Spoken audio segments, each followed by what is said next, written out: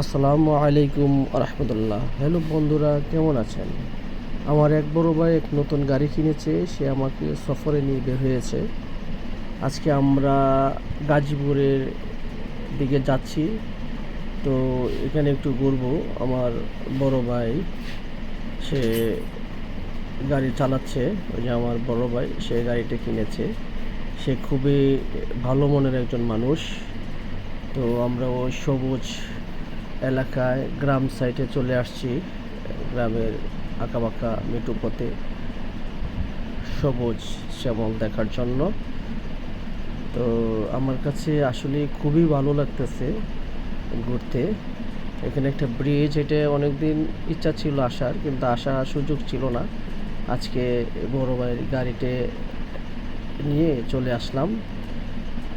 তো আলহামদুলিল্লাহ, দৃশ্যগুলো আমার কাছে খুবই ভালো লাগতেছে। যাই হোক, আমরা অন্য উদ্দেশ্য আছে। আমরা ওই যে বড় ভাই গাড়ি চালাচ্ছে, এখানে একটা বিল পেয়েছি। বিলটা অনেক সুন্দর। ওই যে গাড়িটা ভাইয়ের নতুন গাড়ি, রয়্যাল এনফিল্ড।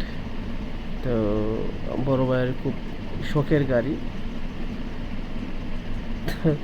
ইচ্ছা আছে আমারও বাইক, আসলে আমার ওই এখন চালাইতে ভালো লাগে না, ছোটো থেকেই গাড়ি চালাই এটা। তো আলহামদুলিল্লাহ, এই যে গাড়ি দেখতেছেন, এই গাড়িটি কিনেছে। এই গাড়িটা এখন ম্যাক্সিমাম লোকই পছন্দ করে, গাড়িটা খুবই ভালো। তো আমরা চলে আসলাম অনেক ভিতরে চলে আসছি। অনেক সুন্দর দেখা যাচ্ছে।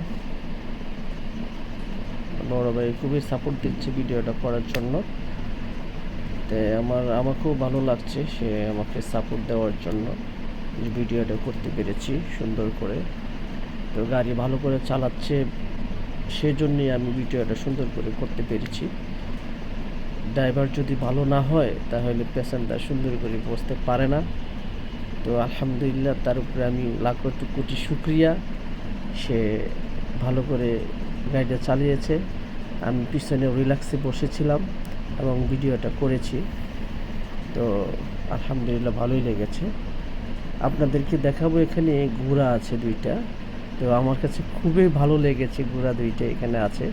তো ঘোড়া আসলে দেখা হয় না অনেক দিন। তো ঢাকার ভিতরে অনেক সময় ঘোড়ার গাড়ি পাওয়া যায়, কিন্তু ঘোড়া এরকম ওপেনলি ছোটা পাওয়া যায় না। তো এখানে চলে আসলাম, আবার ভিতরে যাচ্ছি। সামনে আমরা এখানে চা খাবো, চা খাওয়ার জন্য একটু রেস্ট নিলাম।